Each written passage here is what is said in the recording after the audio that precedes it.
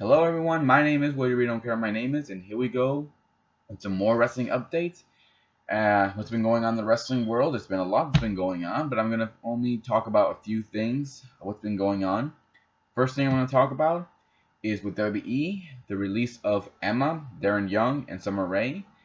Summer Rae, I'm not surprised. She was never really going to be the next big star since, let's be honest, she hasn't been used that much anyways.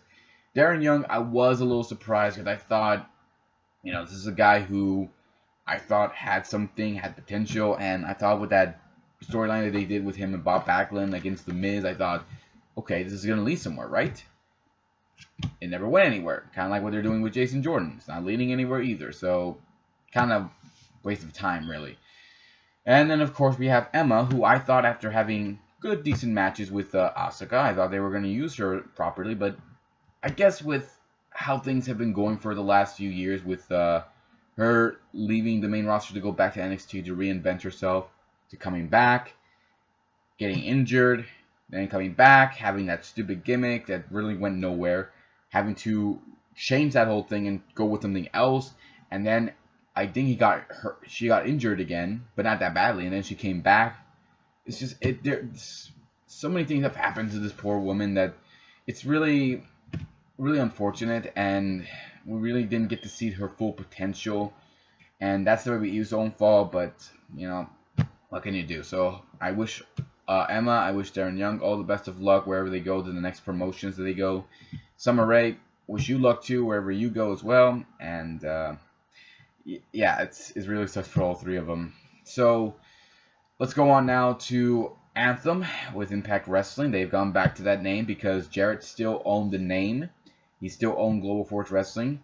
They own everything else, but they didn't own the name. So when he got released, they decided they're gonna go back to Impact Wrestling. So sucks for them because I know their titles still have the name Global Force Wrestling on it. So they're gonna have to do something about that. And Jarrett even mentioned how Anthem doesn't even have any money. They don't have anything to, pay all the wrestlers and anything, or pay anything for these stuff. Anthem claims that no, we do. We can pay for this stuff. We have a lot of money.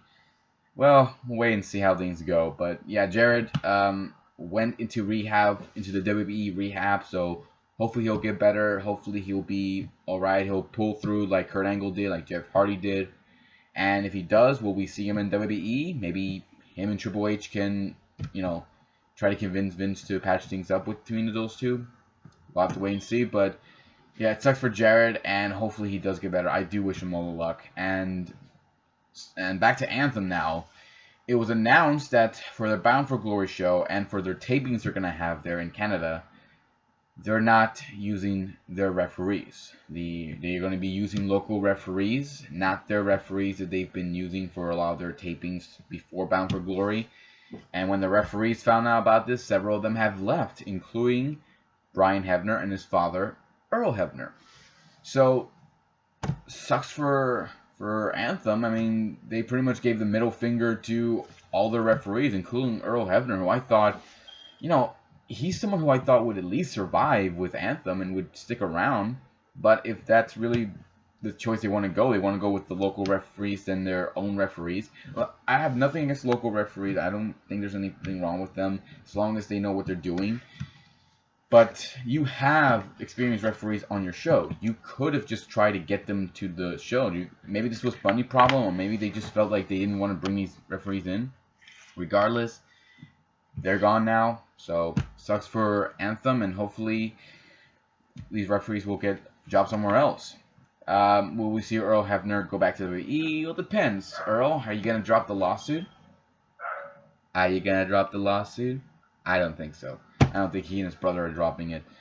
And now let's go on to the last thing I wanted to talk about.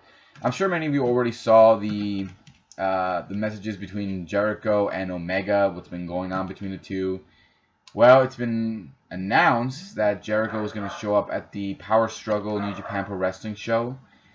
And apparently there's going to be a match between Kenny Omega and Chris Jericho. That is going to be freaking awesome. Can you imagine the match those two are going to have? Now, I don't think they're going to have the big, awesome 1 hour match that Omega and Okada had, or the match that they had earlier this year at the Wrestle Kingdom 11 show. But I guarantee we're going to have the veteran Chris Jericho, who is very popular in Japan. We're going to have the cleaner Kenny Omega, the current IWGP US champion. I think he might drop the title. I need to check. But regardless, we're going to have these two popular men, these two men who are well loved in Japan, who are well loved in the wrestling world. We're going to have them go at it one-on-one. This is going to be freaking awesome. I cannot wait. I'm so going to try getting that show so I can watch it. It's going to be great. That's pretty much it, guys. If you have a different opinion about anything I said from WWE to Anthem to Global Force to this match between Kenny and Jericho, leave some comments below. Let me know what you think. Hit the subscribe button. Check out my Facebook page. Check out my Twitter page. And I'll see you all next time and give you more love and more entertainment. So until then, guys, take care. See you next time. Bye.